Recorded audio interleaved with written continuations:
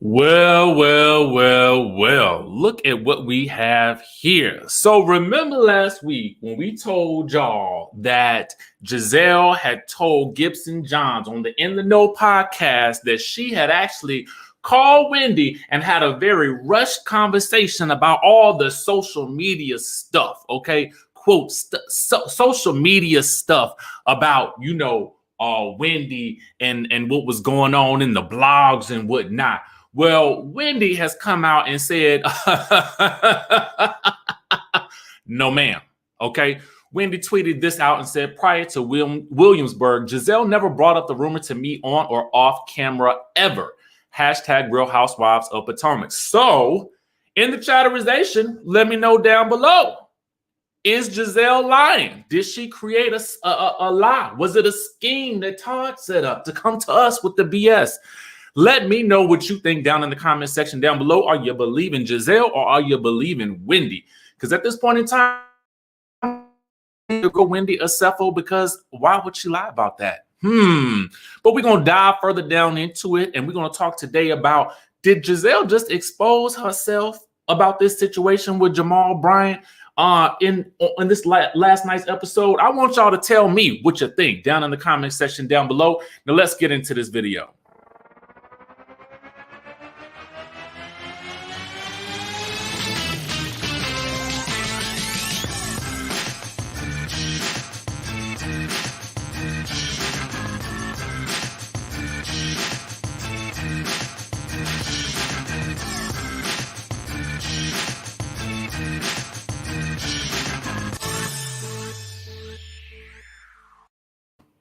Happy Labor Day, y'all. What's up, y'all? It's your boy, DJRichieSkye, back in the building. We are back in the building to talk about Real Housewives of Potomac, Season 6, Episode 9. Is called High Fidelity, but I'm calling it Milkmaids and Wide Bodies.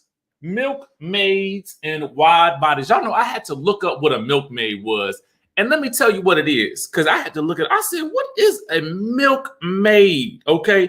Now, a milkmaid was a girl or a woman who milked cows. Okay. She also used the milk to prepare dairy products such as creams, butters, and cheeses. Many large houses employed milkmaids instead of having other staff do the work. Okay. So that's what a milkmaid is for those of y'all who didn't know. That's what it is. So the question I want to ask y'all this, before we get into the video, into the review.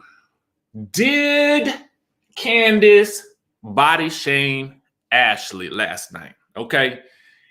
Just let me know in the chatterization what you think. And did she deserve what Candiace gave her last night? Because there's a part of me that feels like, now, yes, Ashley was doing some mess. But really, I feel like all Candiace's, anger and angst should really be pointed at Giselle. But that's just me, okay? That's just me. I see a lot of different responses down in the chatterization. No, she didn't. No, she didn't. Okay. I mean, listen, I don't know, because in my mind, I was like, when I heard it, I was like, ooh, she just called a woman that gave birth wide-bodied.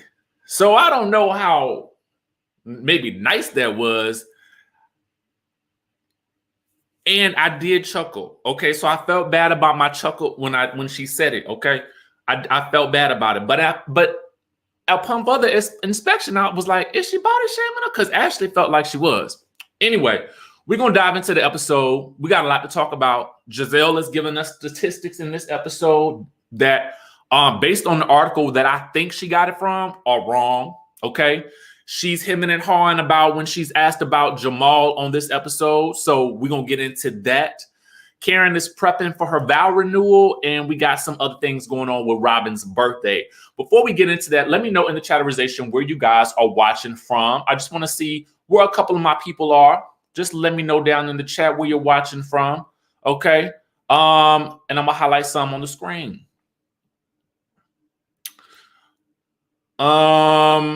Tallahassee, Florida. We got Bowie in the house. Who else we got up in here? Oh, yeah, it was a big forehead thrown up in there, too.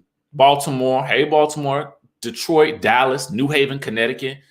I see you, San Francisco, in the his naive. Louisville. Brooklyn is in the house. Of course, of course. South Carolina, Namibia. I see you. Columbia, Maryland. Chicago, South Florida, Cocoa Beach, Florida. I see y'all. I see y'all up in here. How y'all doing on this good Labor Day? Switzerland in the house. Hattiesburg, Chicago. We got the Alabama in the place to be. I see y'all. New Jersey, North Carolina. Hey, Shreveport, Detroit, Trinidad, South Africa. Now I want y'all, I hate to make this show so interactive, okay? But we got to rate the episode, y'all. We got to rate the episode on a scale of 1 to 10. And I will tell you, though this episode was a little low on the drama, okay, I'm still going to give it a 9, okay? Let me know in the chat what you would give it. Terry gives it a 9.5. We got a 4 in the building. We got a 7.5, 8, 9.75. I see you. 8, 9. Yeah, I see we all kind of on the same page. It wasn't a 10, but it was still some interesting stuff that happened. I thought it was some very interesting reveals in this episode, which is why I'm going to give it a 9, despite the fact that we didn't have a lot of drama. We got some very good relationship stuff in this episode, and we're going to talk about it, especially some reveals from Robyn and Giselle. Okay. So, and then we got a different look at Candiace's relationship as well as Ashley and Michael's. And Michael said some stuff that just disturbed me last night, which is probably why what Candiace said triggered me even more, coming off the top of what Michael said to Ashley in the car. Okay. So let's get into it. EH Bunny, don't worry. Don't worry, boo. You might have fell asleep, but we're going to tell you what happened today. You'll know. First things first, we get the regular intro montage of everybody doing the little things that they do. Karen wants to talk to Ray about the vow renewal, and we learned that she wants 2 dresses. Mia is prepping for lunch with her mama. She wants to be able to express how she's feeling, but she's worried that it can make her relapse, okay? We'll get into that in a second. Over to Wendy's, she sits down with Eddie, okay? Now, have y'all noticed that Wendy never has a straightaway hair on her head? And I'm going to tell you how I know this. When I go sometimes to make a thumbnail, I have to go into my Photoshop app. You know what I'm saying? And all the time you go into any of the apps to do something with Wendy from the show, her hair is smooth down and in place every single scene she in. Kudos to whoever doing her hair, the wiggerization or whatever it is, because it's always in place, okay? Always not a hair out of place. But anyway, she recaps Williamsburg, and she says the person who has the most volatile relationship has so much to say, okay? Eddie thinks it's mean because they know exactly how much it took for them to be together. Wendy doesn't expect for them to understand because she says they haven't experienced the love that she has. And they never will. We're going to get into that more in a second. Robyn heads to Giselle's, okay? She's going down to Giselle's house. And Giselle's back door is broke, okay? The door don't work down to the basement or wherever it is inside that multi-level home she got. And I'm just thinking to myself, now, why didn't she just come to the front door? Why she come to the back door that's broke? The door was broke. Why y'all let her come back there? Doreen says, I appreciate Mia for her high-level transparency and sharing just an intimate part of her life. This is impressive, especially for a first-year housewife. Absolutely. Thank you, boo. Why didn't they send her to the front door? Anyway, Robyn, she athletic. She can't even pull the door because the door's so broke. Anyway, she's over there for their podcast episode. All right. Now it's the makeup or breakup episode of their podcast. Of course it is. we learned that they have a podcast deal with Black Effect Network on iHeartRadio. And today they're talking about cheating. Chime in the chatterization if you have listened to this podcast. I have not listened to it. I swore to myself that I would listen to it because I do feel like, well, I'm nosy, okay? So a part of me is like, go on and listen to the podcast, see what they're giving. You know, see if they're giving something on a weekly basis. But I ain't yet to check it out. And it looked like y'all haven't either. So, okay, here we go. We're gonna get into exactly what's going on, okay? Oops, shade.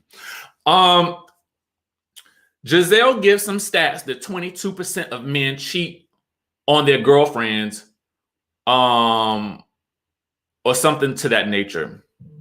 She then says, she gives a statistic that says this: if men cheat once, there's a 350% chance that he will cheat again.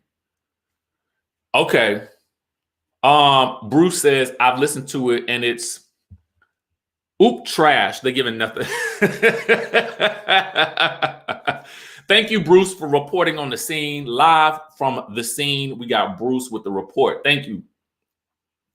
Now, I want to point y'all to this.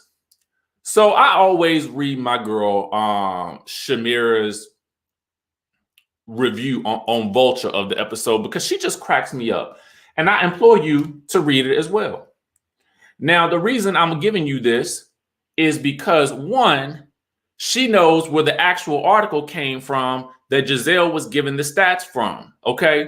Now, the actual article states that, and it's from a Psychology Today article that seems to report that first-time cheaters cheat the second time around 3.5 times more frequently than those who didn't in their first relationships.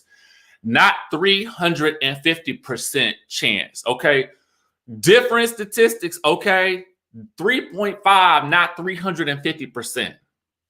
Okay? So there's that, first of all. Then she states this. She says, she wishes that someone would have told her that 2 years ago.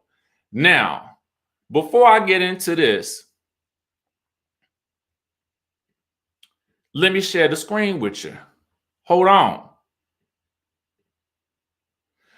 So Wendy tweeted out last night and says, so basically, she is saying since no one has ever been faithful to her, she expects the same from other people's relationships. Okay. And because Giselle says in the episode, if you stay with the man long enough, they will cheat on you. So it sounds like Wendy is correct here. It sounds like Giselle is giving us the statistics and the reference point of her life based on what she's gone through. And that's not a fair assessment of what the rest of the ladies may be going through or the rest of the listeners may be going through. Okay. We had a super chat that I want to acknowledge.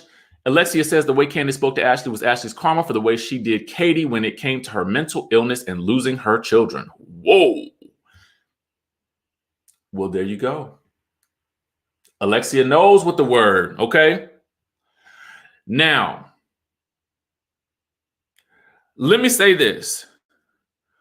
When the producer asked Giselle why she said that someone should have told her that 2 years ago, Giselle sat up there and hemmed and hawed in that confessional, not really sure of how to answer that question. Because what I'm sure she had to know was that slip of the tongue, if it was that or whatever, was basically an indication that what we had been hearing about her man from the news outlets, from her daddy, from Monique and the Bonda, from Karen, from all the sources that everybody talking to might be true, is true. Okay, she giving us that indication right then and there, because that's the person that she claimed that she was with in the last 2 years. So obviously she talking about him. So I understand why you feel the way you feel, homegirl. You feel like all men cheat because they've been cheating on you. Now, Toya says Giz just gave us Jamal stats. Okay. Okay. Now, again, she hemmed and hawed when the producers asked her why she said that, right? She couldn't come up with no response because I feel like she knew she had put her foot in her mouth. Okay. And so she ummed and ahhed and oohed and ahhed and well, couldn't give us no real response, right? So in my mind, I'm like, girl, you just didn't spilt your own tea. Thank you. Thank you. Thank you. Thank you. Okay. What we all have been thinking anyway, you basically just gave it to us right then and there. But I appreciated it because it was also a rare moment of real kind of self-deprecating vulnerability that we need more of from Giselle. And even if she had to get tripped up on her own fable and fairy tales, then I appreciated that because production did not let that moment slide and they showed it to us because we needed to see it. Okay. Now it's Robyn's turn to, be transparent. Okay. She says that she was young and dumb when she initially got with Juan, and she accepted a lot of things and turned a blind eye to indiscretions that she would not turn a blind eye to now. But she says she would dump Juan if he were cheating right now. I really don't know that I believe that per se, because I don't know what to think about Robyn and Juan's relationship, because the way people talk on the show, i.e. Karen and Michael and the things that they allude to, and now even Wendy, it makes it seem as though, Juan and Robyn don't really have that much of a relationship. That's the way it comes across based on the comments that I'm seeing on the show. Okay. Not talking about nothing else. So, what would probably make us believe this situation more is if they were actively planning for their wedding. That I think would quell a lot of the discussion around her relationship. But because we don't see hide nor hair of a wedding being planned, we are left to wonder what exactly is going on and what was Michael alluding to when he said that Juan would never do it. Okay. So we have that. Now, Giselle then brings up they were checking in on their girlfriends, AKA Wendy, basically. She's talking about Wendy and how it went left, and you should be able to check in on your girlfriends. If you want to check in on your girlfriend, what you do is, even if Robyn and Giselle has set Wendy down, just to her, like to sit down and really have a discussion about it, that would have been better, because at least then it would not have come across so shady the way that it did, right? That's how you check in on somebody, if you want to really make sure that they're okay. But that wasn't checking in what she was doing with Wendy, and we all know that for a fact. We can read the tea leaves. We're not blind, and I feel like she talks to us sometimes as if we are blind, as if we're not going to be able to see the hand holding up the sock puppet. We see it, okay? Angel White says Juan and Robyn just some old roommate. Y'all so silly. I want them to win. I like when you can. I like marriages, couples, relationships. I like those sorts of things. So I want to see them win. But it's just hard to believe. It's hard to believe. Speaking of love and relationships, Candiace and Chris, they meet. Okay, she got a lot on her plate. She got school. She's shooting a music video. She recaps Giselle being messy on the trip and relays what she asked her about Chris riding her coattails. Now, at first I was like, well, why is she telling him this? Because that would not really be something I don't know if I would do that in real life. But I guess she had to do it because he's going to see it on the show eventually. He snickers and he says people will never understand because Candiace has allegedly sacrificed a lot for him, like hosting in his restaurant. Now, I didn't know that the restaurant was his. I thought that he was, like the head chef at the restaurant. So that's something I didn't realize. But, he said maybe this is just another period of them sacrificing for each other. But what I do feel like is this. I mean, before we even get to their table discussion later, I just feel like he should not manage her. I feel like she needs a manager that is already heavily entrenched in the music industry, because I feel like that is what you want. You want a manager with connections, with the ability to make things happen in a way that a regular Joe would not be able to do. And I'm not downing Chris and whatever he's capable of, but what I am saying is you really need somebody that can, push you in directions in the industry because of their connections and who they know and what they can do for you, versus just someone who is, has some free time. Okay. Not to mention, I don't think it's going to be good for their marriage based on the way things are going right now. Anyway, Chocolate Tay says, I don't have sympathy for Ashley, Giselle, or Robyn. They can dish it, but can't take it. White girl Karen vibes to me. Thank you for the super chat, Chocolate Tie. Appreciate you, boo. She also recaps Ashley getting messy and reveals she saw Ashley was allegedly snickering about how the conversation with Wendy not going how she thought it was going to go, and that being why she confronted Ashley in the kitchen before Ashley left Williamsburg. Ashley reasons that Candiace reasons that Ashley has not changed. She says that everybody has says Ashley's changed because she's gotten, she's had the babies, but she says that she has not. I think she might have shaded her forehead as well there too. Monique Jackson says, as a mom, Candiace's mouth irritates me when she shades Ashley on things that come from childbirthing. She needs to go pay a manager. Pay a manager and leave Ashley alone. Thank you for that super chat, boo. All right, so moving on. Ashley and Michael, apparently Dylan is having a tough time taking the bottle. He may have a lip tie, but apparently this is causing relationship issues with Michael because Ashley is up feeding the baby every hour or so. Michael begins interrogating the therapist, but I really can't say that I blame him, because you want to, I guess, know as much as you can about what this lady about to do, this massage therapist about to do to your baby. Okay. Now, I didn't know that they had this type of massage therapy for babies, but it was interesting to watch. She touched on some areas and moved some things around.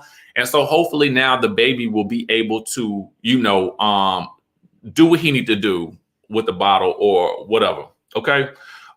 We just want it all to work out well for the child.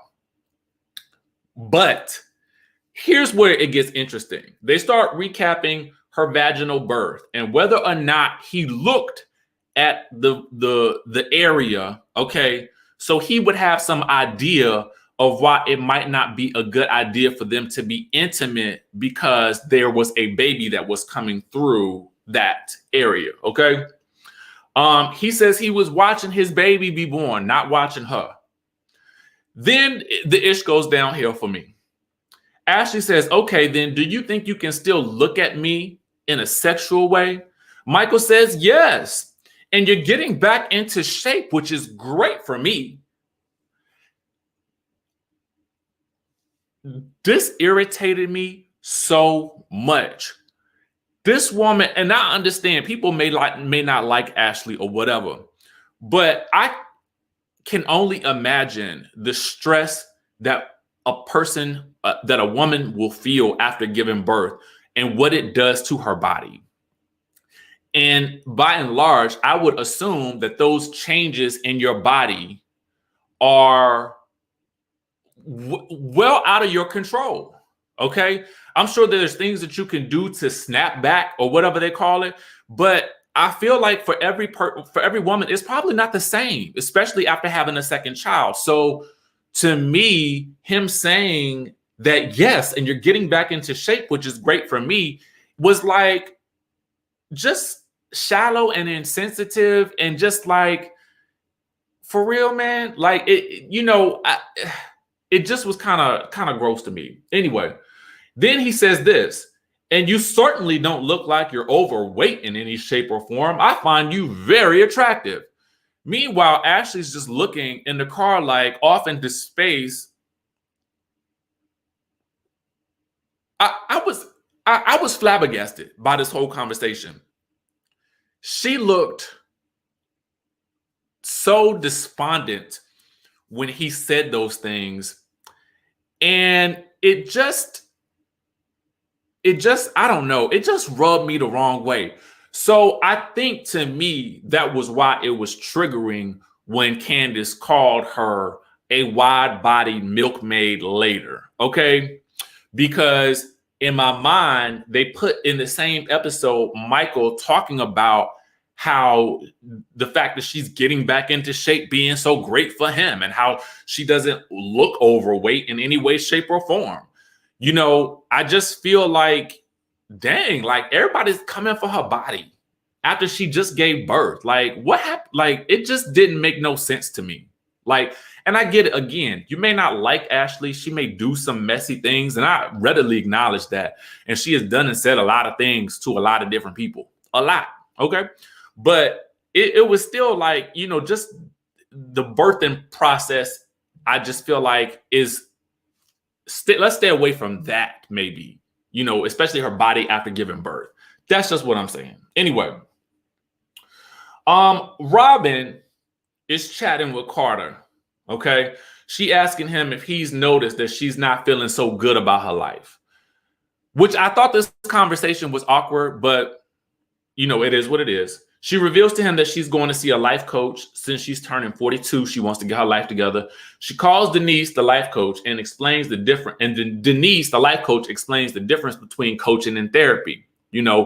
I personally probably would have gone for the therapy first. But Robyn states that she feels like she's in a stable place, so she'll start with coaching. And if anything pops up, she'll consider therapy. Not bad. I'm not mad at it. Get whatever you feel like you need to get in the form of help. That's it. But again, I probably would have started with the therapy. That's just me, based on the symptoms that she had been describing. But if she believes she's in a stable place, that's where it is. Mia meets with her mom, Miss Veronica. She's all dipped in her winter fur. They both order limoncellos. Okay. They chat about the kids and how Mia acts like her dad. Mia asks what her dad did. Apparently, her mom don't want to talk about it. And in this situation, I was like, ooh, I felt for the mama, because I was like, I'm sure this is her first time being on TV like this. So I can only imagine how difficult it was to have this conversation. But she does. Apparently, the daddy introduced the mama to drugs. And apparently there was an accident when Mia was young, and she got severely burned as a child from some oatmeal that fell off the stove. The daddy was downstairs with another woman, okay? And then apparently Miss Veronica had tried to take her own life over the dad. Mia says that she never resented her mom. She just wanted her mom in her life, and her mom agrees that they should do that more often.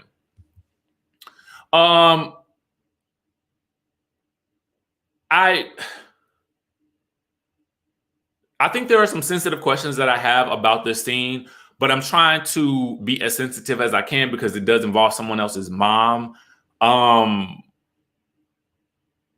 But what I will say is I feel as though maybe her mom is in a place in recovery where she can drink and it's not an issue, because maybe drinking wasn't her issue. So that was probably the thing that I was confused about. But if she's at a point where she can do it and it's not an issue for her, it's not a trigger for her, then more power to it. But that was a thing that stuck out in my mind. And again, it's a far more sensitive subject than I feel like I'm able to go into here, because I'm not an expert. So I don't know. But I just wondered about that, to me. But it was nice to see them be able to work that out. Okay. Karen heads to Vivian's. I guess it's Vivian. I don't know if it's Vivian's establishment or it's just the wedding venue. But she needs another wedding dress. And her first one was $10,000, we learned. Wendy and Mia show up, and Wendy and Mia recap Williamsburg. And Mia feels like Giselle should have brought the info to Wendy by herself first and not have Ashley do it. Karen tries on some dresses. Wendy lets Mia know that they are in the wedding venue. And Mia says that the interior looks great because earlier she said the outside looked like a warehouse. Mia lets them know about Robyn's birthday event. Karen and Wendy are really not surprised that they're not invited because they're not really in the best place with Robyn. I had a super chat right here. Angel White says, I can't feel Mia. She's too judgmental and nice, nasty about everything. Thank you for that super chat. I thought it was an alcoholic drink, but maybe it wasn't. But I thought they said 2 limoncellos. So limoncellos are usually light on the alcohol anyway, but still. Let's see here. Giselle says that because neither Wendy nor Karen wished happy birthday to Robyn, they weren't invited. Karen wants Mia to send a message to Giselle that she will forgive Giselle if Giselle apologizes to her for using the word death in connection with the word Ray. Okay, with Ray's name. Candiace and Chris head to Corey's to eat. Now, I guess Corey's is some type of restaurant, and they are there to really talk about what she's got to do for the week. She has a music video coming up. She spent a lot of money on it, and he lets her know that he has a couple of cooking classes while things are going on, so he's going to miss like 2 scenes or something. So she doesn't understand why he has to work during this time, and this is exactly why I was saying it earlier. She needs a different manager. Again, I'm not saying that he can't do it. She just needs somebody else who can be by her side or something like that. Or she needs an assistant, okay? Someone who can be there in his space when he's not around. So that way she can feel a little bit more comfortable with what it is that she has to do, because she apparently is very serious about being the artist. And I understand that, because there are certain things you don't want to have to worry about when it's time for you to perform or when it's time for you to do something. But again, this is why you need a manager who is already a professional manager, because a professional manager can assess what the client needs and can provide the client with whatever is going to make them comfortable, right? They may not be there, okay? But they can make sure that someone else is there to ensure that things are running smoothly. And the bottom line is that Chris just isn't a manager, and he should just remain her husband. That's that.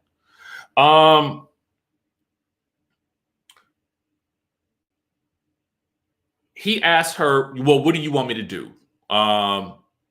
Just quit doing his classes and ask her for an allowance. And she gets really annoyed. He lets her know that he's going to also go play golf later too. And that sets her all the way off. And she tells him she will cuss him out and to check his attitude. Now, when I saw the scene, and because I've done some work in television, when I saw the scene edited and I saw it play out on the screen, in my mind, I thought they added that in later, because they only showed Chris's reaction shot. They didn't show her saying it, and it seemed a little bit out of place. But that's just my speculation. I don't know that to be true, but I just don't believe she said that in that moment, because it seemed so out of place right then and there, right? But we know these scenes are edited down anyway. So he storms off and says for somebody else to do all this work for free, and then he leaves her with the bill. When she gets out to the car, he says he's trying not to curse her out, okay? This is a bad idea, I think, in general. He should just be her husband, be supportive, and carry on. We get to Robyn's birthday dinner, and I'm distracted by Giselle's wig. Okay. I'm also distracted by Candiace's white boots. I'm also distracted by Ashley's top, and whatever is going on with that. So much to look at. So much to look at one table. Okay. Everyone gets there except Robyn. Candy asks about Wendy and Karen being missing. Giselle says that she offered to talk to Wendy, but the time has run out on that offer. And Skylar says that Wendy spoke very highly of Giselle before all of this happened. And Giselle says, well, if she spoke highly of me, then she should have known that I wasn't trying to come for her. Okay. Robyn arrives, and can I just mention how much I like Skylar and the things that she contributes to every scene that she's in? Because I feel like Skylar is speaking for us as the viewer and saying what I feel like a lot of us viewers want to say in these scenes, right? That's just me, which is why, again, I am still begging for an intro package for her. Just give me something else, because she's only in the group scenes. Why haven't we seen her one-on-one with Robyn? She's supposed to be Robyn's friend. Why haven't we seen them have any type of one-on-one time together, to really get into some things? Because Skylar could ask the questions that I feel like nobody else is going to ask. Why she, comes to Giselle's defense at every point in turn, just like she has asked, previously. So anyway, we get into Robyn arrives and they discuss Wendy. Even though Wendy apologized, Robyn is still salty about it. Robyn says that Wendy thought that she herself was on what Giselle was on, but that wasn't the case. It wasn't? It wasn't? Because it seemed like it was. It seemed like it was. But that's just me. Giselle asked Ashley if she puts some extra sauce on her discussion with Wendy. Ashley says that she asked if she and Eddie were reinvigorating their sex life because of the rumors. And here we go with Skylar again, who says that's basically assuming that what was in the media was true. And I was like, girl, you are so right. Because even if that had come from Giselle and Giselle said it the same way that Ashley said it, it wouldn't have mattered. The way it was presented to her was, you must be doing all this extra stuff because there's something going on in your marriage. No, we're not going to say it's true that he got a baby on the side, but we saying that there's something going on. That's basically what they did. That's basically exactly what they did. And the Skylar hit the nail right on the head. Okay. I saw.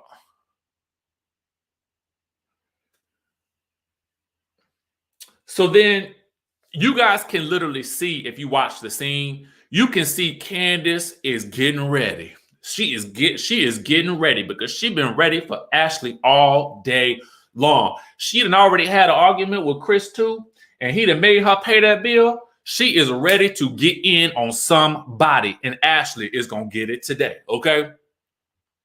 We got Bruce with a super chat that says Skylar can replace Robyn. If you ask me, she brings more as a friend than Robyn has as a housewife. Ooh, replaced by the friend. Thank you, Bruce. So Candiace said, I'm going to get you today, girl. I'm going to get you today. So in her confessional, that's when she calls Ashley a milkmaid. And I said, that's what I chuckled at, the milkmaid comment. I said, what in the world? Where does she get this stuff from? But I know it won't right. It ain't right. But I couldn't help myself. I just got to be honest. I did chuckle a little bit right there. Anyway, now to her face, she calls Ashley a hoe. Okay, and I hate to even use that word because I don't like to refer to anybody as that word. But that's what she called her. And Ashley's like, "Are you calling me a hoe?" Okay. And Candiace basically says that Ashley brought her wide body behind in and started some mess. Ashley picks up on that jab and asks Candiace if she's body shaming her, which is why at the start of this video, I asked y'all what y'all thought and if y'all thought that that was body shaming or not. And again, I was probably really triggered because already we had that conversation with Michael where he talked about pretty much her size or whatever. But Candiace is in full swing talking about Ashley's big face and forehead, okay? And we leave off on a to be continued. So that was the episode right there. Next week, we got Karen and Giselle facing off again with flowers in their hair. We get more from Chris and Candiace on their relationship.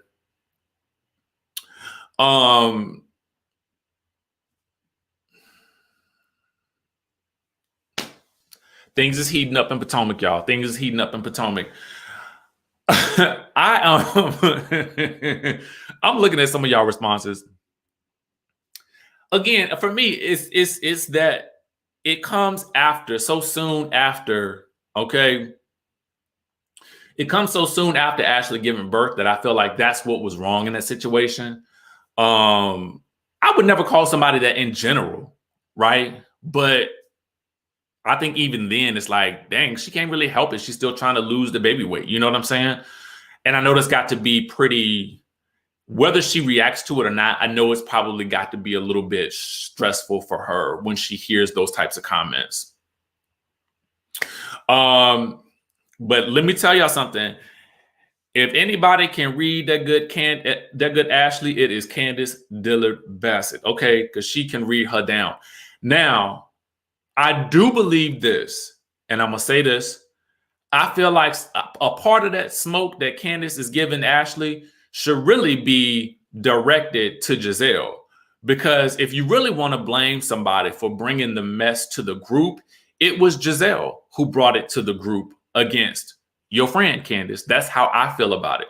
So why don't you take some of that angst and direct it towards the person who is really at fault in the situation? And to me, I don't understand why she's not directing any energy in that way, because I almost feel like, you know, to a certain degree, I feel like Candiace probably understands the power dynamic on this show. And the power dynamic, for some reason, seems to fall in the hands of Giselle. And maybe it's because they feel like she gets the favor of the network. You know, they support her. It doesn't matter what she does. She can do whatever she wants. And they don't ever really, there's no real repercussions for anything that she says or does. So I think that some of the ladies probably feel like, well, you know, since she's supported and that's what she does, then I can do it too. And I'll follow in her footsteps and in her lead. And if I stay on her good side, then she won't do the things that she's doing to everyone else to me. But at the end of the day, what I do understand is this, that comment that Giselle asked about Chris riding her coattails was just the beginning, okay? And I feel like what Candiace needs to do is she needs to definitely watch her back when it comes to the Green Eye Bandits, because just like everybody else has gotten it, she is going to get it too. That's how I feel. And I know that, you know, Candiace probably feels like some level of loyalty to Giselle and Robyn because they really stood by her during the altercation with Monique. But at the end of the day, I feel like they're going to be Giselle is going to be interested in making the best show, because Giselle is about her paper. Okay. So whatever is going to make for the best show, it really won't matter, because Giselle has stated on this show, the husbands are fair game. So I think she should just be mindful of that as she moves forward. And she needs to really bring it to the two of them at the reunion, because she's really bringing it. She's really giving it to Giselle in the after show, but she needs to give it to her in that same way, face to face. Because again, her and Mia are the only ones left whose marriages have not been come for. So they need to just be on the lookout for that sort of thing. With that, y'all, that was the Real Housewives of Potomac season 6, episode 9, high infidelity, excuse me. We are, I don't know how many episodes we have for the season. I would assume we have 16 to 18. Since the season is so good, it's probably going to be about 16 or 17 episodes, given that we just got the mid-season trailer last week. So it looks like we still have a little bit more ways to go. Next Sunday, y'all, we have Real Housewives of Salt Lake City is back in the mix. And I'm excited for that too. It's going to be a supersized episode. You guys will not want to miss this. We're going to be definitely recapping Salt Lake City. The premiere is, I'm just going to go ahead and tell y'all, you don't want to miss it. You don't want to miss it.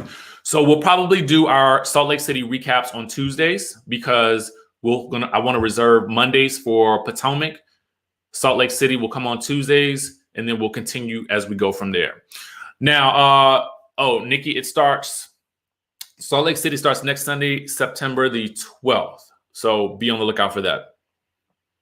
Now, with that being said, y'all, I will catch you all in the next video. Love you.